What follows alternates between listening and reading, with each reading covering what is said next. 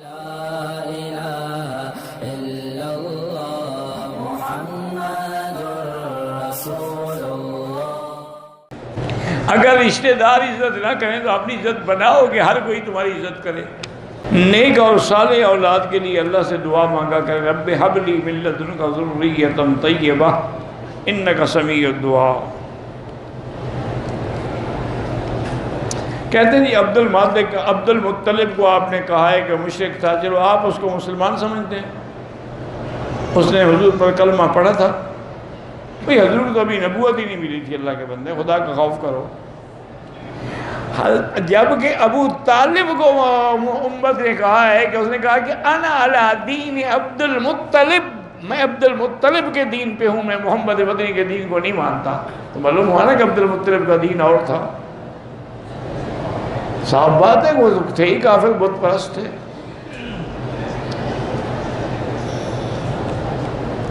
اگر دعائے قنوت وتر میں نہ پڑھے تو سجدہ سہو لازم ہے، وتر واجب ہے۔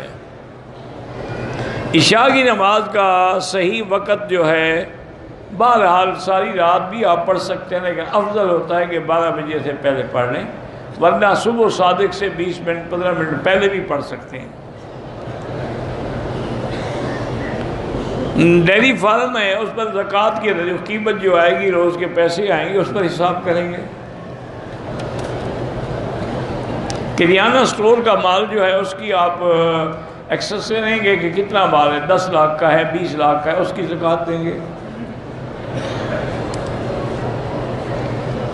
بہرحال ٹرانسپورٹ کا کاروبار ہے تو ادھار پہ چاہے کام ہو، لیکن زکوٰۃ تو آپ کو دینی ہوگی۔ اب جتنے بڑے بڑے مل آنر ہیں وہ بھی سارے ادھار پہ چل رہے ہیں، جتنے بڑے بڑے بینکر ہیں وہ بھی سارے ادھار پہ چل رہے ہیں۔ اگر ادھار ہے ایک طرف 1 کروڑ تو 10 کروڑ کی پراپرٹی بھی پڑی ہوئی ہے۔ کچھ لوگ ہمیں زبان سے یا مالی اعتبار سے تکلیفیں دیتے ہیں، ان سے بات کرنے کو ہمارا دل نہیں چاہتا۔ دنیاوی جھگڑے میں 3 دن سے زیادہ بات چیت نہیں بند ہو سکتی۔ آپ سلام کر لیا کریں، باقی اللہ ان کو ان کے اعمال کی سزا دیں گے۔ صبا نام رکھ سکتے ہیں، ہاں جی رکھ سکتے ہیں، صبح کی ہوا کو کہتے ہیں صبا۔ میرا بھائی کوئی غم کی بات سنے تو شدید درد ہو جاتا ہے، زمین پہ گر جاتا ہے، ڈاکٹر کہتے ہیں کہ اس کی ایکس رے وغیرہ ٹھیک ہے، تو اب میرا بھائی وہی وظیفہ پڑھیں، لیس لہا من دون اللہ کاشفہ۔ جس بیماری کا کوئی علم نہ ہونا اس کے لیے وہی وظیفہ ہے۔ بہرحال جو پیسے آپ نے شیخ کے چوری کیے تھے وہ ہر حال میں ان کو پہنچائیں، کسی طریقے سے ان کو بھیج دیں، کوئی ہدیہ لے کر ان کو بھیج دیں، معلوم نہ ہو لیکن اتنا حق ان کو مل جائے۔ کہتے ہیں کہ ہمارے چنی گوٹھ میں شادی کی پہلی رات دولہا دلہن کو ملنے نہیں دیتے، وہ کہتے ہیں آج پریاں آئی ہوئی ہیں ملنے کے لیے۔ وہ پریاں کس کو ملتی ہیں، دولہے کو یا دلہن کو؟ کبھی تم نے کوئی پری دیکھی بھی ہے؟ خدا کا خوف کرو، کیوں ایسے جھوٹے مسئلے گھڑتے ہو؟ انا للہ و انا الیہ راجعون۔ یوسف علیہ السلام پر جو فلم بنی ہے، ایسی فلم دیکھنا ناجائز ہے جو انبیاء یا صحابہ پر بنائی جائے۔ کہتے ہیں جی کہ غیر مسلم ہمیں تنگ کرتے ہیں کہ اسلام میں جو ملک یمین یعنی کنیز یا لونڈی کا مسئلہ ہے، یہ تو بڑی ناانصافی ہے۔ یہ ناانصافی نہیں، سب سے بڑا انصاف ہے، لیکن شرط یہ ہے کہ تم انصاف کی نظر سے دیکھو۔ مثلا لونڈی وہ ہی نہیں ہوتی جو خرید لو بازار سے، لونڈی وہ ہے جو ہم نے جنگ کی، مسلمانوں کو اللہ نے فتح دی، ان کا جو مال ہے وہ مال غنیمت ہے، ان کی جو لڑکیاں ہیں وہ لونڈیاں ہیں، کنیزیں ہیں۔ اب وہ صرف مجاہدین میں تقسیم ہوں گی۔ اب آپ مجھے بتائیں کہ چلو فرض محال ان کو تقسیم نہ کیا جائے تو کیا کریں، قتل کر دیں؟ دشمن کی بھی بیٹیاں ہیں نا، تو نجائز عورت کو قتل کریں، یہ پھر آپ کہیں گے دیکھو جی مسلمان کتنا ظلم کر رہے ہیں، لڑے تو مرد تھے، ان نے عورتوں کو بھی مار ڈالا۔ اچھا ان کو قتل نہ کریں، ان کو کہیں گے جی جاؤ، کہاں جائیں، ماں باپ تو ان کے مر گئے، وہ جا کے نعوذ باللہ پیشہ کراتی رہے، ان کو گناہوں کے لیے ہم چھوڑ دیں۔ یہ تو سب سے بڑا حل ہے کہ کسی مجاہد کے نصیب میں وہ آ جائے، وہ اس کو آزاد کر کے بیوی بنا لے، تو وہ ہمیشہ ملکہ بن کے رہے گی، وہ لونڈی بن کے تو نہیں رہے گی۔ حضور کی بی بی صفیہ جو ہے وہ بھی تو جنگ خیبر کے موقع پر جنگ میں آئی تھی، حضور نے بیوی بنا لیا تو امہات المومنین میں شامل ہو گئی۔ تو اسلام تو ظلم نہیں کرتا، تم اپنے اوپر ظلم کرتے ہو جب ناجائز اعتراض کرتے ہو۔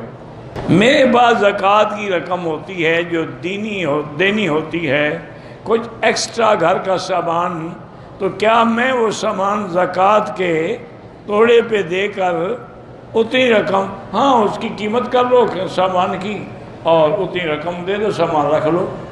میرے والد کی 2 شادیاں ہیں، میری امی فوت ہو گئی، میں شادی کرنا چاہتا ہوں، ابو نہیں مانتے، اللہ ان کو ہدایت دے، 2 رکعت پڑھ کے دعا کرو۔ میں کام پہ آیا ہوں اقامہ لے کر مکے میں نے عمرہ نہیں کہ کام پہ آئے ہو تو جو دم کی گنجائش ہے، لیکن بہتر یہ ہے کہ طائف سے عمرہ کر لو۔ گھریلو زندگی میں چین اور سکون پیدا ہو جائے تو زیادہ سے زیادہ درود شریف پڑھ کے دعا مانگا کرو۔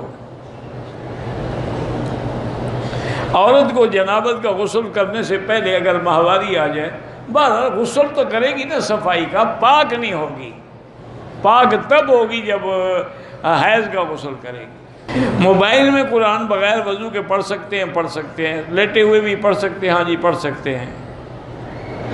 میں اللہ کا دوست بننا چاہتا ہوں تو اللہ کی عبادت کریں، اللہ کے نبی سے محبت کریں، ان کی اطاعت کریں۔ قل ان کنتم تحبون اللہ فاتبعونی یحببکم اللہ، اگر تم چاہتے ہو کہ اللہ تمہیں اپنا دوست بنائے تو حضور کی غلامی کرو۔ مجھے غصہ بہت آتا ہے تو اس کے لیے لا حول پڑھا کریں، اور کسی ڈاکٹر کو مل کے اپنے بلڈ پریشر کو بھی چیک کریں، کیونکہ آدمی کا بلڈ پریشر جب زیادہ ہوتا ہے تو وہ گالیاں دیتا ہے۔ میں شادی کے لیے حوالے سے پریشان ہوں، سورۃ الرحمن بھی پڑھتی ہوں، رشتے آتے ہیں، رشتے آتے نہیں، اللہ کرے گا ہو جائے گا۔ ہم تو بیٹی یہی کہہ سکتے ہیں نا، قرآن کی کوئی صورت بتا دیں، سورۃ الاحزاب پڑھیں، سورۃ الرحمن پڑھیں، اللہ سے دعا مانگیں۔ باقی ہر چیز کا ایک وقت مقرر ہے، ایک وقت مقرر سے پہلے کچھ بھی نہیں ہوگا، جب اللہ نے لکھا ہے، جہاں لکھا ہے وہ ہوگا۔ میرا سکول ہے، مجھے کوئی نہ کوئی مرض لاحق ہو جاتا ہے، ہر نماز کے بعد سورۃ فاتحہ 7 دفعہ پڑھ کے پانی پہ دم کر کے پیا کریں۔ اگر حیثیت بھی تھی لیکن بچوں کے عقیقے والدین نے نہیں کی ہے، اب کر لیں اگر اللہ نے توفیق دی ہے۔ بیوی شوہر کی اجازت کے بغیر بچوں کی ضرورت پورا کرنے کے لیے پیسے لے سکتے ہیں، اس کو بتا دے اس کے بچے نہیں ہیں، وہ بچوں کو خرچہ نہیں دے گا، اس کی ذمہ داری ہے کہ زبردستی بھی آپ کو لینا پڑے لے سکتی ہیں، چوری کیوں کریں۔ بہرحال ایک آدمی نے بیوی کو طلاق دی، جوان بچے ہیں، تو کیا وہ 2 منزلہ گھر میں رہ سکتے ہیں؟ اوپر آدمی دوسری بیوی کے ساتھ ہے، کوئی بات نہیں، ہر آدمی اپنے اپنے گھر میں ہے، اپنی اپنی منزل میں ہے۔ بزرگوں یا والدین کے گناہوں کی سزا بچوں کو نہیں ملتی، لا تزر وازرۃ وزر اخری، کسی دوسرے کا گناہ کسی دوسرے پہ نہیں رکھا جاتا، البتہ نیکیاں ملتی ہیں۔